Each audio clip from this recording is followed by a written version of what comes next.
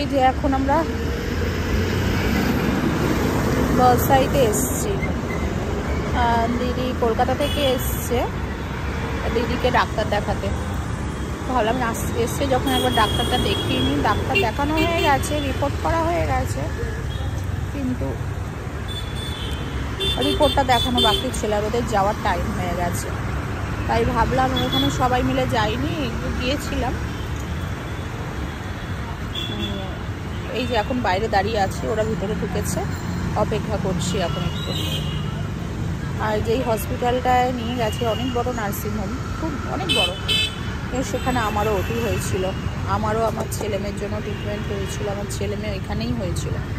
অনেক বড়, হয়তো দেখানো যাবে কি যাবে না আমি তার জন্য দেখাচ্ছি না। আর আমি একটু দূরেতেই গাড়িতে দাঁড়িয়ে আছি, সামনেটায় নেই। বোন গেছে ওখানে, সবাই চেনাশোনা। বোন গেছে বাবানকে নিয়ে, ও বাবানকে দেখতে চাইছিল, মামামকেও দেখতে চাইছিল। মামামটা ভীষণ বদমাশি করছে, এর জন্য ওকে নিয়ে যাওয়া হয়নি।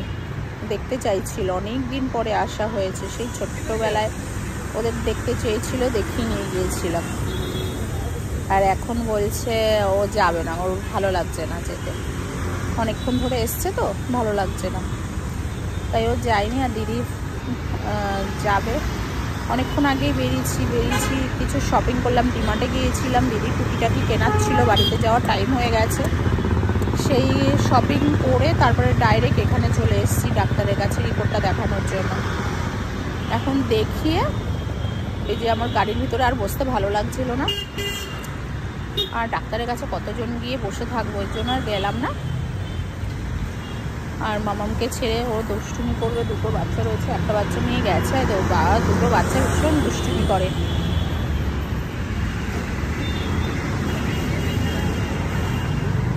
তাই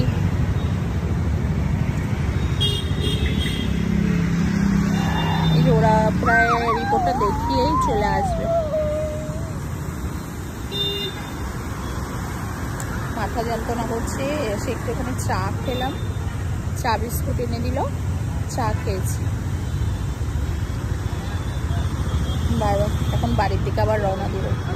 বাড়িতে গিয়ে অনেক, এই যে বড় নার্সিংহোমটাই দেখানো হচ্ছে দিদিকে। দিদি বাবান আর বোন গেছে, আমি আর যাইনি। তো সব দুটো বাচ্চাকে নিয়ে হসপিটালে, তিনটে বাচ্চা একসঙ্গে হলে ভীষণ দুষ্টুমি করবে, ওই জন্য আর নিয়ে যাওয়া হয়নি।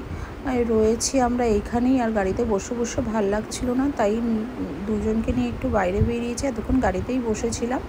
আর দুটো বাচ্চা তো প্রচণ্ড পরিমাণে দুষ্টুমি করছে, আর মামাম তো বিশেষ করে ভীষণ দুষ্টুমি করছে। আর এদিকে একটু টেনশন হচ্ছে রিপোর্টটার জন্য, দিদির রিপোর্টটা কেমন আসবে না আসবে সেই হিসাব করে ভীষণ একটু টেনশন হচ্ছে দিদির। কেননা দিদির একটু প্রবলেম হচ্ছিল, তার জন্যই রিপোর্টটা করানো হয়েছিল, যাতে কি রিপোর্ট আসে না আসে একবারে মনটা ভালো হয়ে যাক, ক্লিয়ার হয়ে যাক। যদি কিছু হয় ধরা পড়ে যাবে, না হলে ভালো থাকলে তো ভালো, কোনো অসুবিধা নেই। ডাক্তার দেখানো কমপ্লিট হয়ে গেছে। দিদি ফোন করে বলল অতটা পরিমাণে প্রবলেম নেই, টেনশন করিস না, সব কিছুদিন ওষুধ খেলে ঠিক হয়ে যাবে। কেননা সবাই একটু ভয় পেয়ে গেছিলো দিদিকে নিয়ে।